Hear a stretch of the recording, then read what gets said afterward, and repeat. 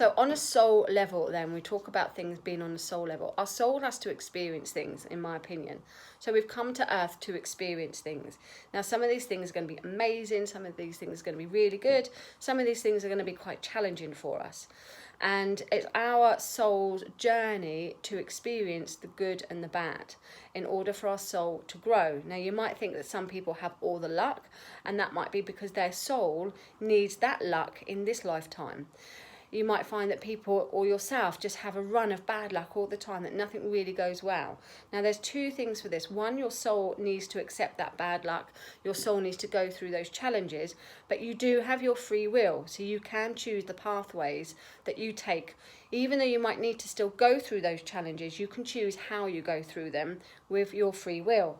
Now, I'll do another post with free will later. Now, your soul has to experience things, like I said, in my opinion. So if somebody has done something wrong to you and you're bitter about it, we're in this Chiron retrograde phase, so we're looking at past wounds.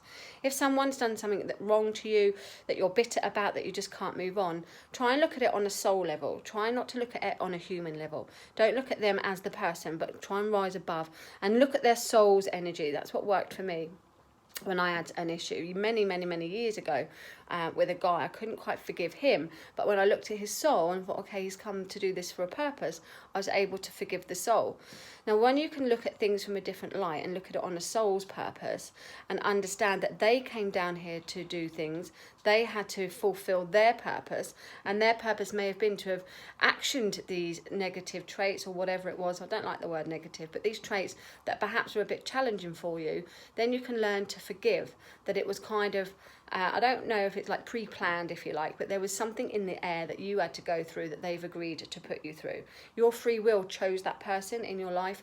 Perhaps your free will chose those choices, and that created some of the energy there that was reciprocated from that other person, from their soul. So when you can start to understand that on a soul level, that you've got to go through some things, even though it's really tough, as soon as you start accepting that and understanding that, those negative traits, those things that would be really challenging, can start to ease up a little bit.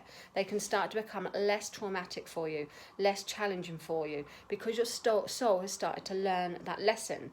All the time you're bitter, all the time you're fighting against it, you're going to keep repeating it, because you're projecting that energy out anyway, so like attracts like, but you're not understanding it properly, you're not getting it.